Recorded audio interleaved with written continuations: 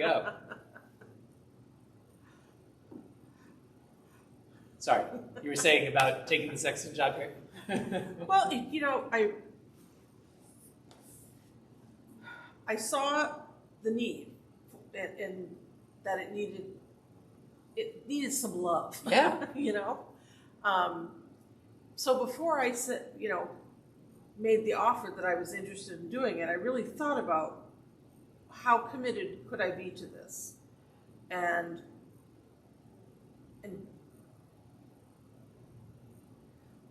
how could I let somebody else do it and not be the one doing it? Yeah. That thing where you want to take care of something, but you don't know if you want to say yes, but you don't want somebody else to do it because you want to do it. Yeah. So that was my, Yeah. because I could see all these little things that I so I said yes, and I jumped in with both feet, and I love it. Yeah. I absolutely love it. Yeah. It gives me purpose. I look forward to Wednesdays. I see Jennifer, and I just love her. I see you. I just love you. And I love this place. I've loved this place since I was 14 years old. Yeah. Thank you, Gail Adams. And I can still remember being 14. It was the summer before I became a freshman in high school.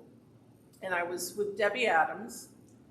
And we did it was like a talent show kind of thing in the parish house that summer. As a fundraiser, as a fund, I don't know.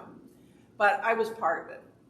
And we were rehearsing, and other groups were rehearsing. And Debbie Adams brought me over here. I'd never been in this sanctuary before. Mm. And I walked in, and I thought, this place is great. This is like home. And it was the first time I'd ever been in here. And that September, I started singing in the choir, and this has been my home ever since. Yeah. And I thought, who better to take care of their home than me? Yeah. Yeah. But the intention part of it is that feeling of ownership of the decisions I make, and the decisions to do things and to not to do things. And with that is the feeling of empowering myself when I make a commitment to something. Yeah. And also the forgiveness of myself when I say, no, I can't do it. Mm. And I can say yes to anything because I'm an optimist. I want to jump in with both feet and just go for it. I have a really difficult time saying no because I'm a people pleaser. I want everybody to be happy. That's my goal. I want the world to be happy. It's all I want. And so when I say no to something, I feel like I'm not only letting somebody else down, I'm letting myself down because I'm not jumping in like I feel like I should. And so this last year and a half has been learning to say no and being comfortable saying no. Yeah. And getting comfortable being, in my home. I mean, there are a lot of people who have, been through this by themselves. They live alone or they're, for whatever reason.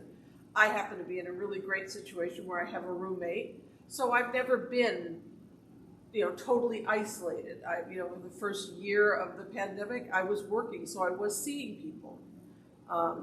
But I was able to, go in, see people, at a very safe distance, work, and come home and have somebody that I can talk about my day with, and make those decisions about, what I was going to do, what I wasn't going to do.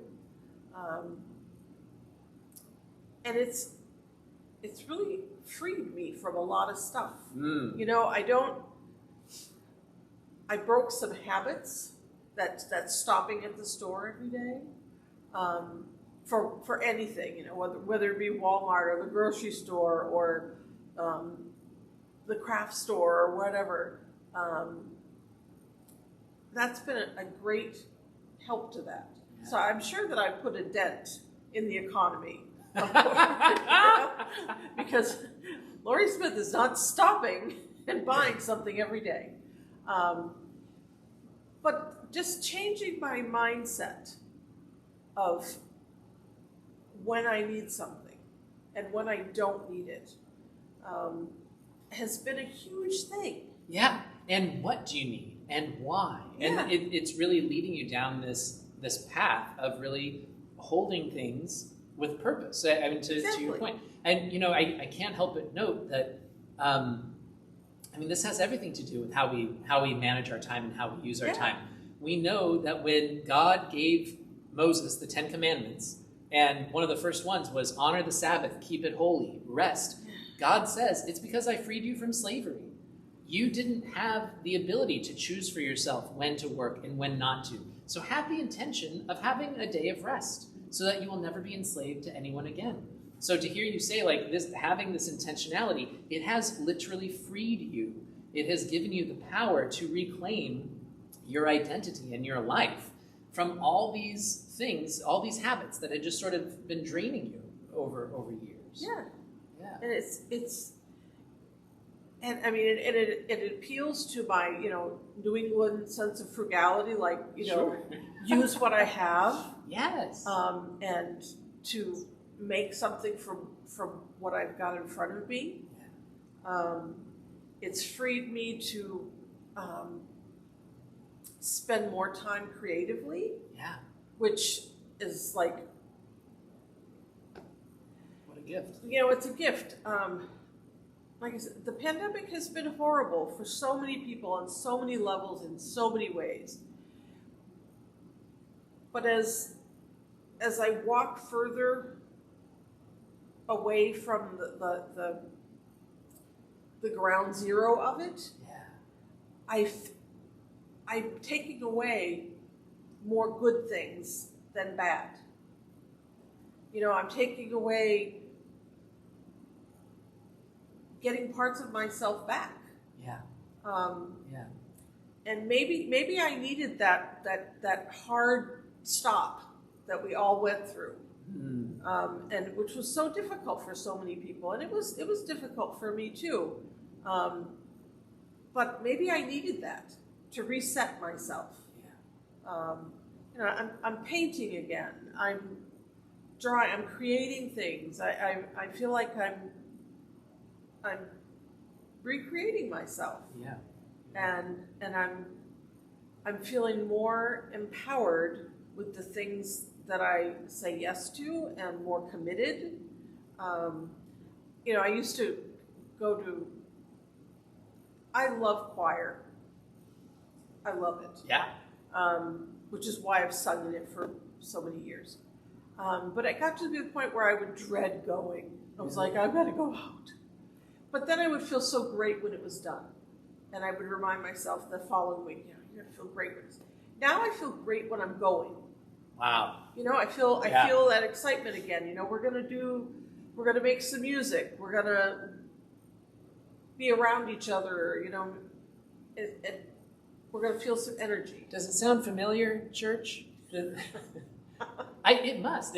I can think of any number of things that I dread when they are coming towards me, and then after I go, I'm like, oh, that was so good for my soul. That was so good. I needed that. And so to hear you say that this practice is now you can name that so clearly, you get excited to go.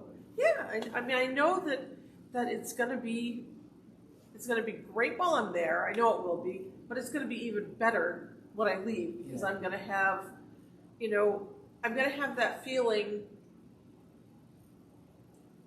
Doing this twice a week, I get that Sunday after service feeling twice. Yeah. You know, after church, I'm like, I'm ready to go. I've recharged my batteries. I'm seeing the world a little better. Yeah. You know, and that lasts me until the next church service. Yeah. But now I get a little like boost because I have choir in the middle of it. And I get that same feeling, that the world looks a little better. Yeah. It's not perfect. We've got a ways to go, and we'll always have a ways to go. I mean, it's going to stay complicated. It's not going to get any more simple. The only thing we really have control over that you've been describing so beautifully is how we show up, how we bring ourselves to it. In Scripture, it doesn't say Jesus knew his last hour was approaching, so he shrugged his shoulders and said, "Oh, well, what you going to do?" No, he had the intention of loving his people to the last moment he was here. He had the intention of not going to the cross to die, but returning to his Father in heaven.